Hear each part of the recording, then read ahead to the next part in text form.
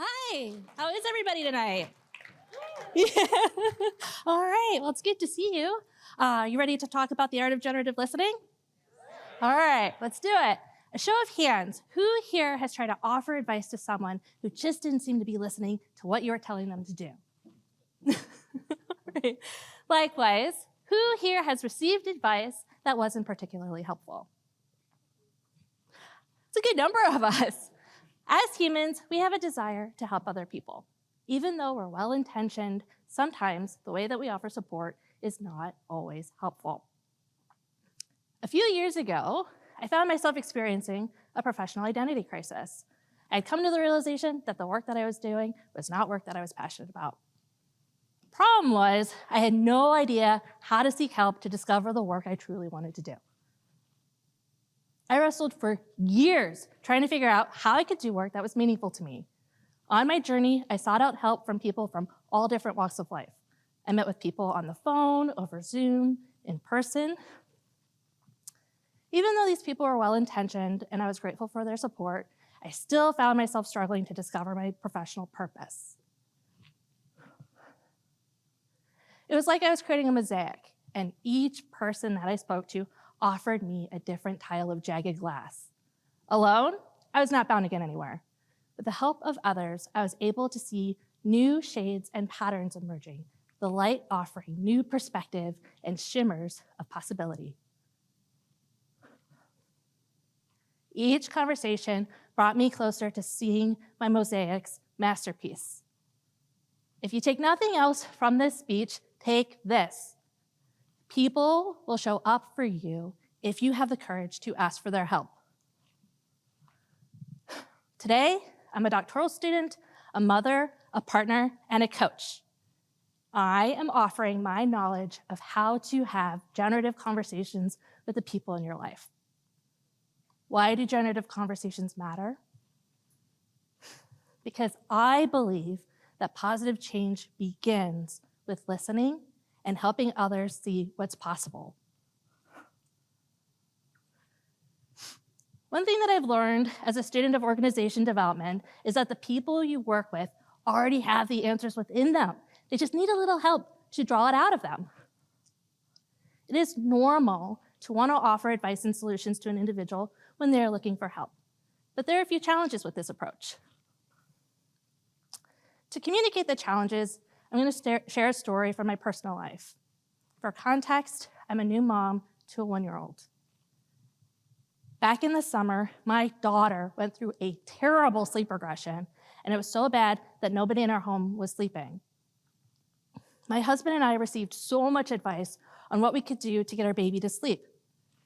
We were told we could sleep train her, put her in a different crib, change up her nighttime routine. But these solutions did not take into account our experience or our baby's temperament. What I needed was for someone to listen to me and understand where I was coming from. I wanted them to hear me and know that I was struggling. Instead of telling someone something you think will work, a better way to help someone is to listen to them and ask questions that support them in thinking through how they might approach a challenge. The solution will be better than what you could have offered on your own because it takes into consideration the individual's experience, needs, and knowledge of their challenge, and the solution will be designed by the individual you're trying to support. Because the solution will be designed by the individual, they will be more motivated towards action. Sometimes people just want to feel heard. Having the space to share what they are experiencing is a gift and generative on its own. Trust that knowledge lives within the individual you're trying to support and listen to them. Refrain from offering advice, get curious about their experience, and ask questions instead. We communicate our understanding of the world through the language that we use. Asking an individual questions about the language that they use is an effective way in helping them understand themselves in the context of their environment. Early in my coach training, I was coaching a peer on his professional vision, which he referred to as milquetoast. I know, right? I didn't know what milk toast was, so I asked him, what is milk toast? Milk toast, for those who do not know, is a breakfast dish of milk on toast. It's exactly what you might think it to be, warm milk poured over toast. In describing milk toast to me, my peer realized that his vision was written to appease the expectations of others and did not reflect his future aspirations. So he decided to revise it. Asking a simple question to explore the language an individual uses can inspire new insight and action. Exploring an individual's use of language can also create an environment of safety and trust. One of the things that I like to do in my coaching work is summarize what I've heard and repeat it back to my clients. I do this to make sure that I'm taking in what I'm hearing, but I've also found that repeating back what I've heard helps my clients reflect back on what they've shared with me. I make sure to use the exact phrasing that is shared with me because it helps my clients feel safe and free of judgment. How we use language gives life to who we are. Using my client's language instead of my own frees my inquiry from my own bias, judgment, and interpretation. So when you are in conversation with another person, pay attention to the images, metaphor, and language that they use to convey information. Exploring these can often support the individual in gaining new insight. When I'm coaching someone, I've had to learn to put myself aside so that I can be present for the other individual. I've had to learn to put my own judgments and biases aside so that I can support them. My judgments, biases, and interpretation are all informed by my own worldview, and they do not serve the needs of my clients because my worldview is not theirs. If you want to learn how to show up for someone else, you have to realize that whatever they are going through is not about you. And this is really hard because you cannot fully step outside of your own bias, history, and experience. But there are things that you can do to work around this. You can work to understand yourself. There are moments when you're in conversation with another person where you hear something and you become triggered. Or maybe you get really excited by what was said and you want to interject into the conversation. One of the things you can do is pay attention and notice what is happening inside of you. For one of the things that I like to do is notice my heart rate. When my heart rate increases, that is my cue to slow my breathing. Your response to something that is said is good data for understanding yourself and what matters to you. I know it sounds counterintuitive to suggest that in order to put yourself aside, you have to pay attention to yourself. Knowing what gets a response out of you can help you improve your ability to be present with others. When I'm listening to another person, I like to remind myself of the following. It's not about you. You don't have to be committed to any outcomes. You don't have to be an expert. And you don't have to have a plan.